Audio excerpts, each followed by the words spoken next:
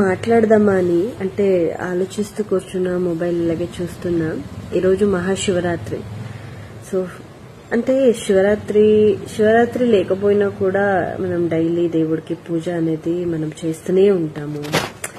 పొద్దున లేస్తే దేవుడికి పూజ, అది ఇది రెడీ చేయడము, నైవేద్య పెట్టడము, మనము ఉపవాసంగా ఉండడం, ఇవన్నీ చేస్తాము. ఇవన్నీ చేసిన వెనకాల ఒక రీజన్ ఏమంటే, ప్రతి ఒక్కరికి రీజన్ ఏమంటే అన్ని బాగా జరగాలి, అంత మంచిగా జరగాలి, మమ్మల్ని కాపాడాలి. ఏదైనా కష్టం వచ్చినప్పుడు ఏదో రూపంగా వచ్చి మాకు ఒక హెల్ప్ చేయాలని మనం ప్రత్యక్షం కాకపోయినా పరోక్షంగా మన మైండ్ లో అదే ఉంటది. బట్ ఐ ఫెల్ట్, నేను చూసాను కాబట్టి, ఆ చిన్న పాపది రేప్ జరిగింది. బట్ అప్పుడు దేవుడు ఎక్కడ పోయింది అంటే, అది చిన్న పాప. ఓకే, పెద్దవాళ్ళు అయితే ఏదో ఒకటి చేస్తాము. బట్ అది చిన్నది, అంతమంది బాయ్స్ తన మీద రేప్ అటెంప్ట్ చేసి అంత దారుణంగా చేసినప్పుడు దేవుడేంటి కళ్ళు మూసుకొని కూర్చున్నారా? అట్లీస్ట్ ఆ పాపకి ఆ టైంలో ఎంత పెయిన్ అయి ఉంటది, అట్లీస్ట్ ఏదో ఒక రూపంగా వచ్చి కాపాడొచ్చు కదా. ఇట్లాంటి టైంలో దేవుడు మనకు హెల్ప్ అవ్వడంటే మాకు ఇంకెందుకు? ఉన్న వాళ్ళకేమో, ఆస్తి ఉన్న వాళ్ళకేమో ఇస్తూనే ఉంటారు, లేని వాళ్ళకి అసలు లేదే లేదు. ఇవన్నీ పైన నుంచి యో దేవుడా దేవుడా దేవుడా అంటావు.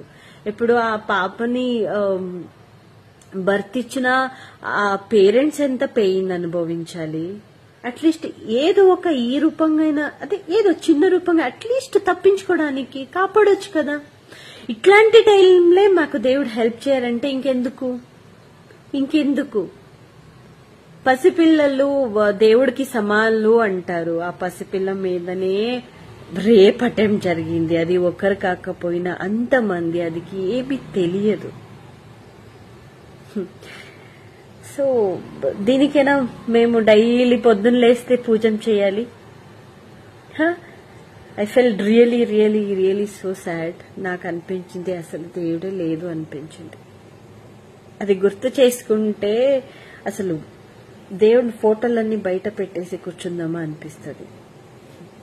అంటే దేవుడు మనకి కనిపించరు,